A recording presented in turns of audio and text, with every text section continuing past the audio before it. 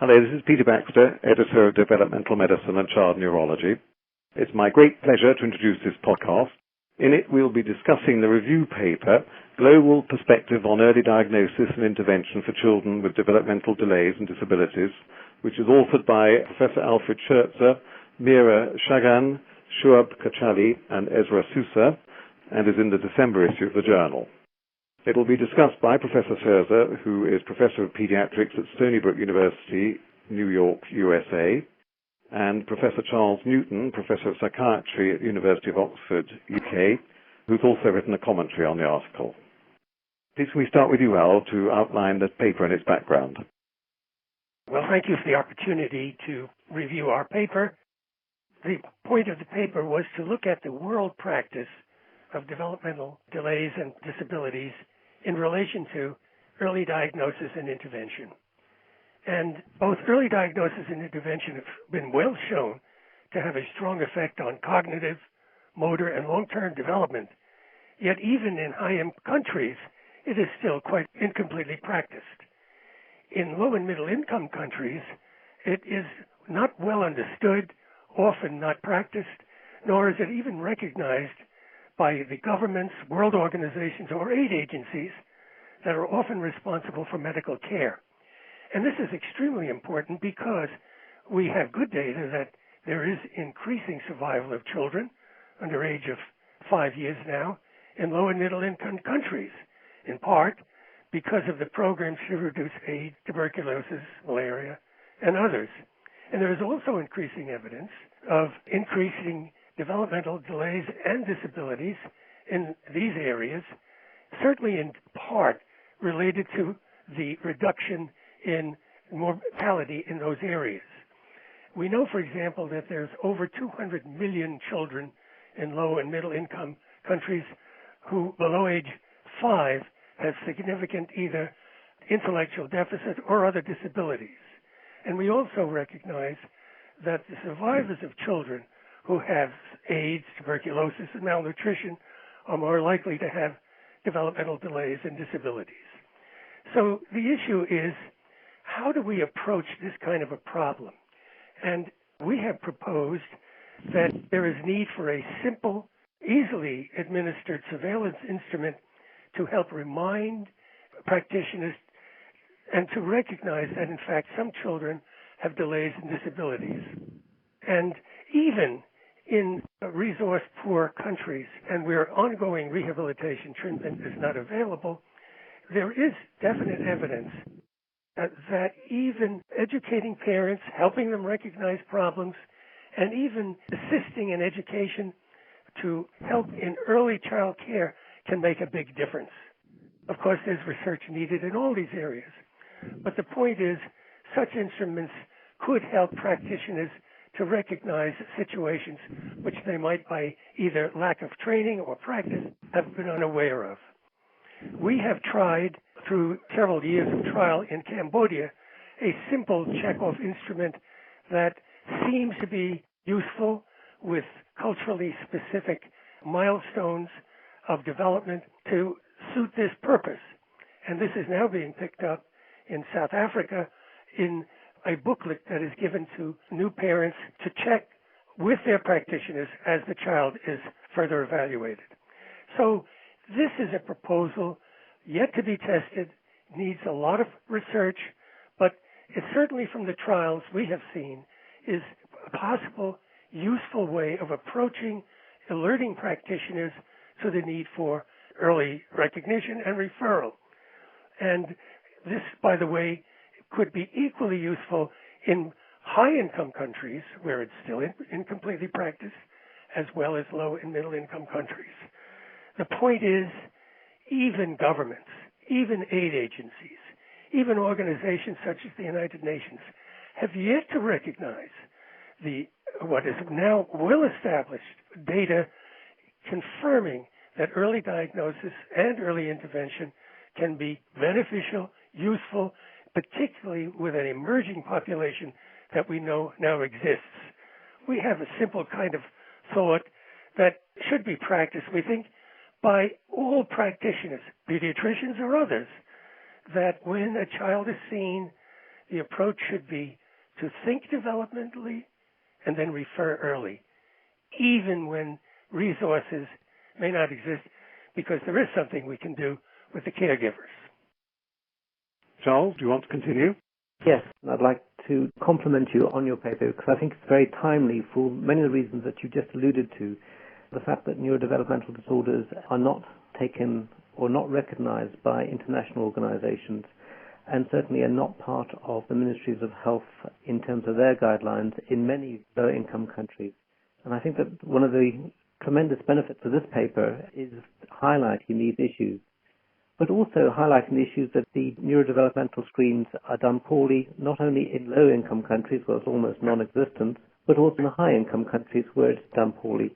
Right. I think the first question I'd like to just ask you, you've had experience now of developing a tool in Cambodia and from the sounds of it, of transferring that to South Africa.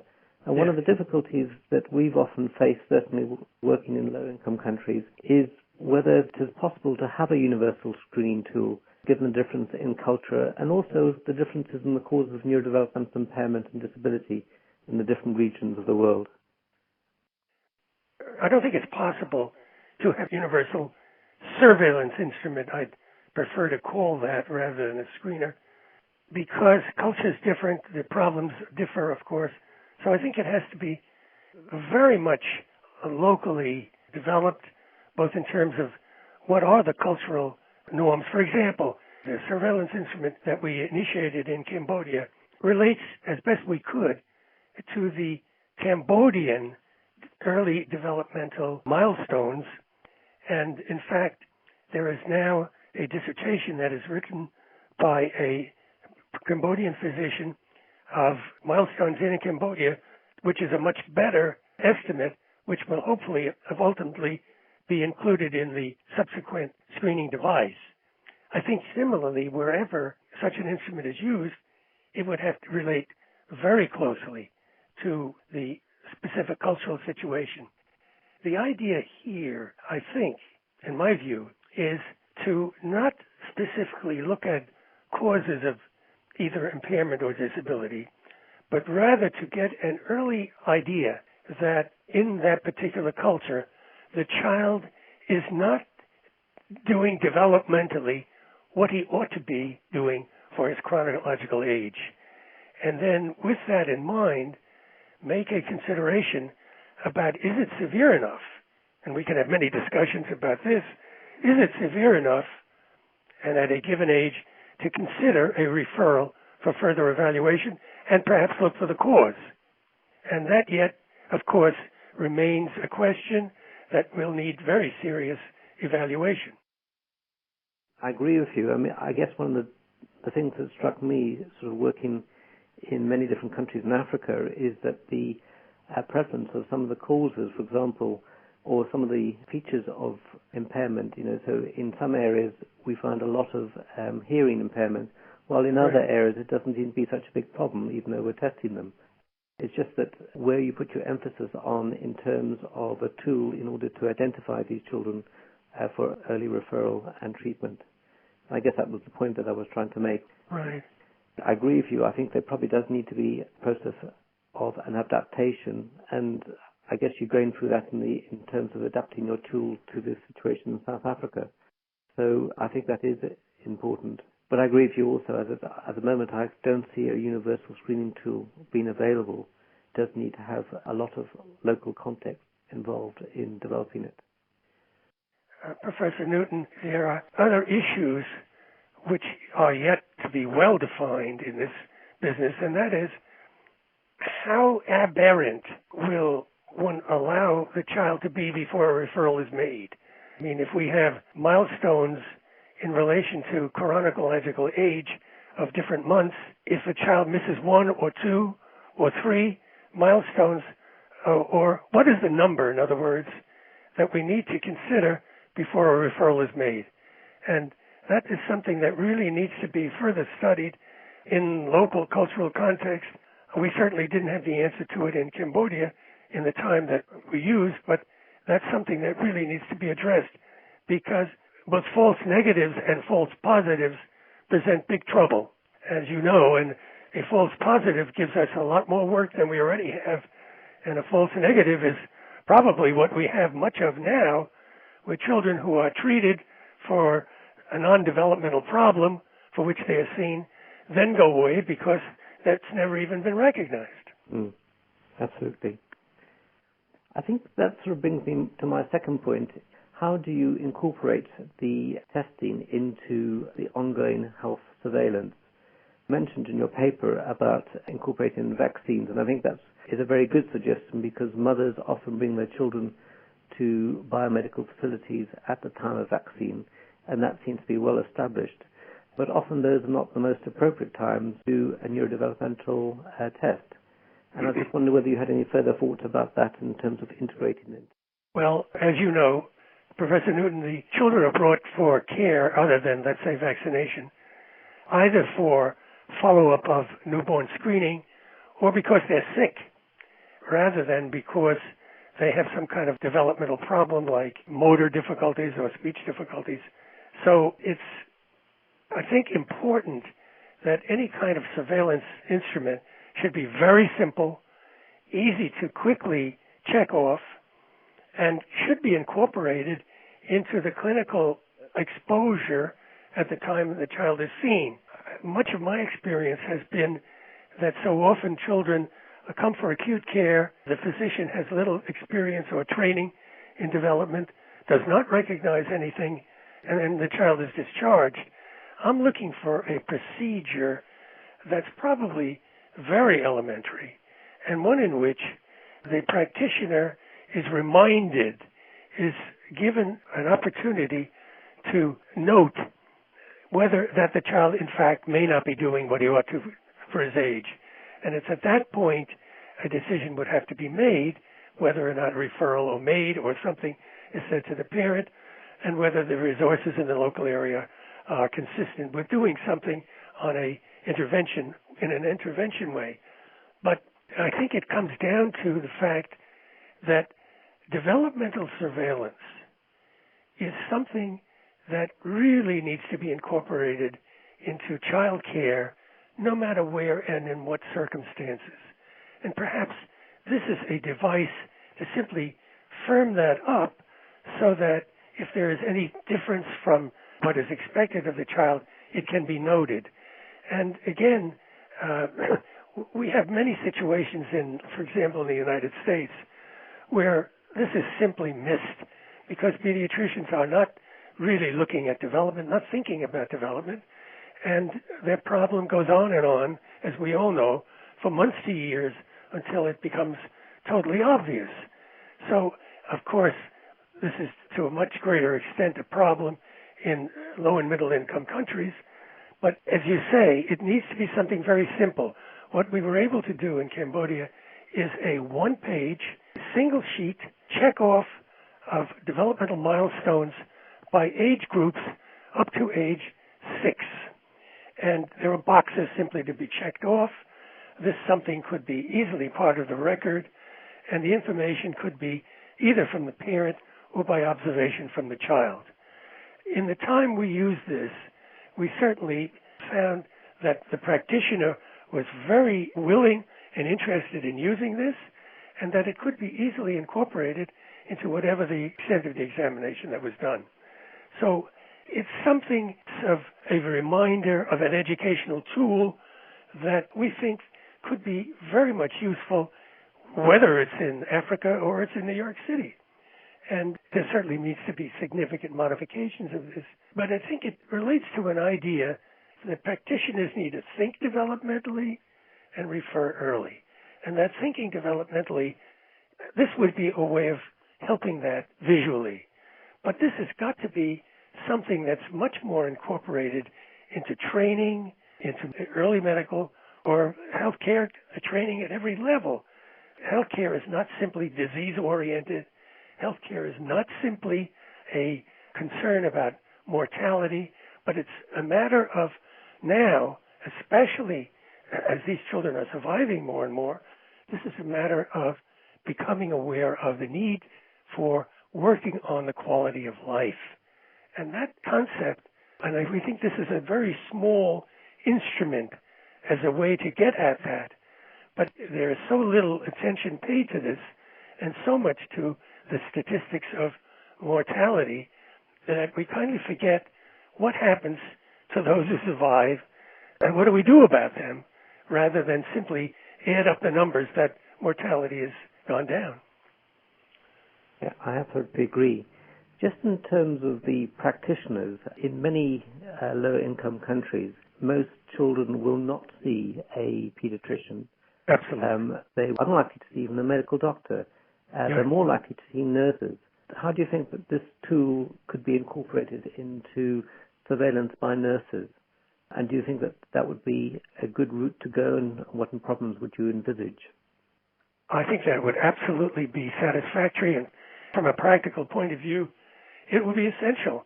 Because, as you said, it may even be village practitioners that don't even have the level of nurse training.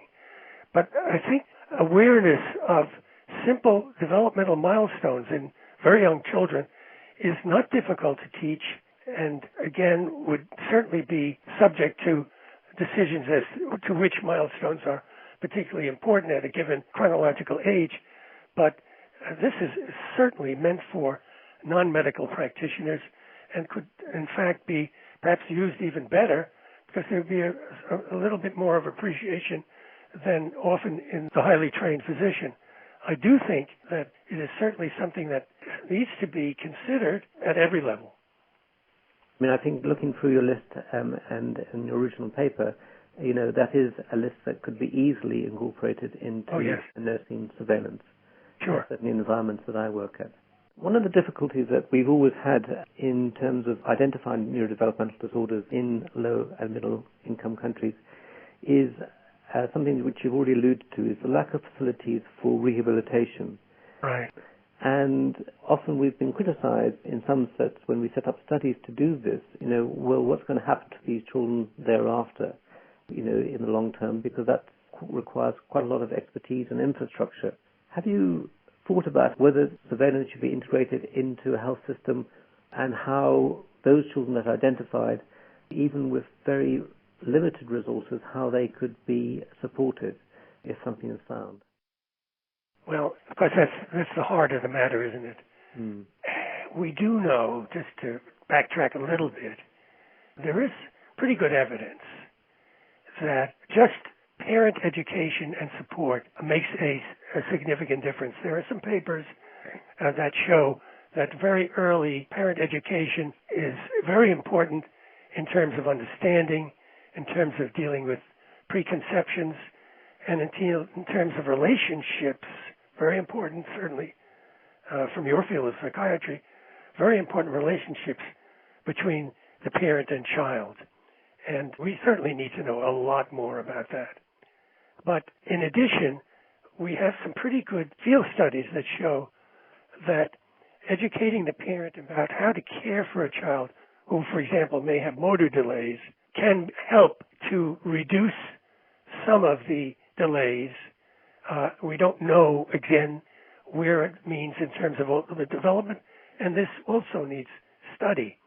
But these things, I think from the data we have and from the experience that many people have, educating the parent, providing support, trying to understand what their attitudes and improve relationships, and some simple home care education, even if a more significant early intervention with therapy or with use of equipment is not available, these things in themselves are a start. And I guess one could argue, well, do we have to wait till we have a whole system of care, of rehabilitation care, before doing anything? And we would argue, from our experience and what we've seen, that we should not, but in fact do what we can now in terms of education, support, and home care education, and work toward the development of a rehabilitation infrastructure, which again, governments, aid agencies have to begin thinking about rather than simply reducing mortality.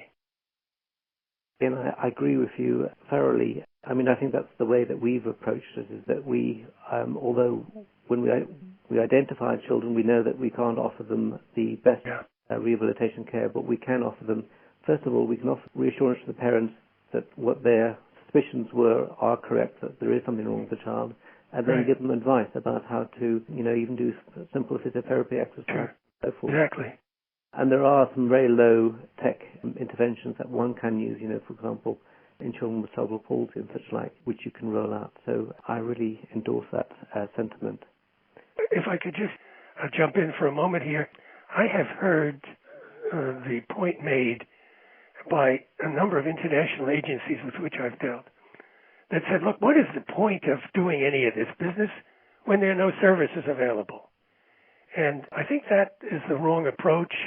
As you say, there are things that can be done and should be done. And to say, let's forget doing anything except reducing mortality because there's nothing else available is just adding to a problem with which sooner or later the world has got to deal. I agree. And that's something I've often heard as well and argued against it. I think what I'd like to finish off with is just you've mentioned some of the international organizations that are supposed to look after the welfare of children, and yet they don't take neurodevelopmental disorders into consideration, and certainly they're not a priority. And certainly in working in low-income countries, what we've found is that unless we can convince the World Health Organization, UNICEF, and such like, then it doesn't feed down into the ministries of health. And so my question is really, what can we do to be better advocates for neurodevelopmental issues in the world? And how can we get to these international organizations which might have a profound influence on the ministries of health within low-income countries? Well, of course, the publication of this paper, which we are very appreciative of, Developmental Medicine and Child Neurology, is, we hope, a way in which there will be some now recognition of this problem. I think that we need to approach the big players in this, all of the foundations in the international organizations, with the kind of information that we're talking about, so that we begin to get some dialogue, and perhaps we need now some international conferences to try to deal with this. One of the things that concerns me to a certain extent is, let's say, the United Nations itself. You recall the Millennium Developmental Goals, which was set in 2000 to reduce mortality under age 5 between 1990 and 2015 by 2/3. A big goal, and they've only gotten less than 25% toward that as of 2012. But interestingly, in the goal 4, which is on child health, there is absolutely no recognition, no mention of the issue of early identification and intervention. There's the quite important recognition of infectious disease, sanitation, nutrition, etc. And so starting from that level, we still have a great deal to go. Only a few years ago, the IMCI, the Integrated Management of Childhood Illness, which you know is part of the United Nations structure, they finally opened up child development as one of the goals. But that's very recent. And I think that certainly would be a very good place to start. That right from the UN right down, we need to help recognize that the goals of healthcare have to be something much more than reduction of death, reduction of morbidity, and quality of life as we're talking about it. And I think that's another big place to go. I know UNICEF has just recently had a conference on this, and there is plan for a large conference in 2013 to give this some more consideration. So maybe there are some beginning thoughts and some beginning, like a window opening up a bit, which is a little bit more helpful. But I would say every effort needs to be given to the United Nations itself and let it trickle down there, because IMCI is an extremely important part of a basis for functioning in many low and middle income countries, as you know. And child development has to mean what we're talking about, early identification. So far, it hasn't crept in there the way we think it should. And that would be certainly I think an important place to start. I also endorse that, yes, and I agree. I think it needs to be put much more into the agenda of these large international organizations. Absolutely. And be taken much more seriously. Working in Africa, we can see the problem unfolding in front of our eyes. So, absolutely. We've now come to the end of our podcast. Thank you both, Professor Scherzer and Professor Newton, very much indeed for a very important discussion on a major issue which clearly goes beyond medicine into politics. I hope everyone listening gets as much out of this podcast as I have. Just to remind our listeners that the article is entitled Global Perspective on Early Diagnosis and Intervention for Children with Developmental Delays and Disabilities by Professor Scherzer and colleagues, and it will be in the December issue of the journal.